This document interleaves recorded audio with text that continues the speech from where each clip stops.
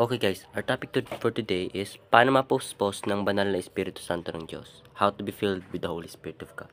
So, number 1, kailangan natin malaman na Ephesians chapter 5 verse 18, huwag kayong maglalasing sapagkat sisirain lamang niyan ang inyong buhay. Sa halip ay dapat kayong mapuspos ng Espiritu. So, paano ba mapuspos ng banal na Espiritu? Number 1, accept Christ. Ephesians chapter 1 verse 13. Sa pamamagitan ni Kristo, kayo rin na nakarinig ng salita ng katotohanan ng magandang balita na nagdudulot ng kaligtasan at sumampalataya sa Kanya ay pinagkalooban ng pinangakong Espiritu Santo bilang tatak ng pagkahirang sa inyo. So we need to accept Christ so we can receive the Holy Spirit. Number 2, we need to pray. We need to pray. Acts chapter 4 verse 31. Pagkatapos nilang manalangin, nayanig ang kanilang pinagtitipunan.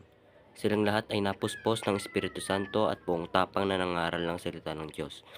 So, after they prayed, the people back then, the followers of Christ, they spoke about God.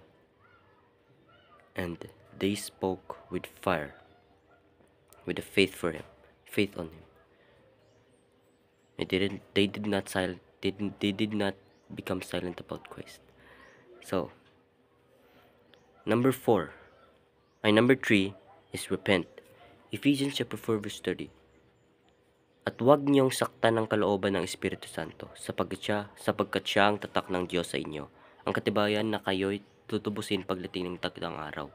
So, we need to repent, we need to not quench him, not treat prophecies with contempt, but test them all, hold it towards good, reject every kind of evil.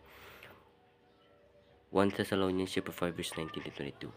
So, here, number 4, ask. Mark chapter 11 verse 24. Kaya't sinasabi ko sa inyo, ano man ang hingin ninyo sa inyong panalangin, maniwala kayong natanggap na ninyo iyon at matatanggap ninyo iyon. So, huwag kayong matakot na humingi sa Diyos ng mabuti. Katulad ng pagkapuspos ng banal na Espiritu Santo ng Diyos or being filled with the Holy Spirit of God. So, ang panglima is obey. Obey Galatians chapter 5 verse 16. Sinasabi ko sa inyo, mamuhay kayo ayon sa Espiritu at hindi ninyo pagbibigyan ang mga pagnanasa ng laman. Very important to, no? Kasi sa panahon natin ngayon, may mga gumagawa ng witchcraft. Huwag nating justify yung witchcraft. Mga tao na kumukonsulta sa mga shaman. So, huwag nating gawin yon. Ang gawin natin is to be filled with the Spirit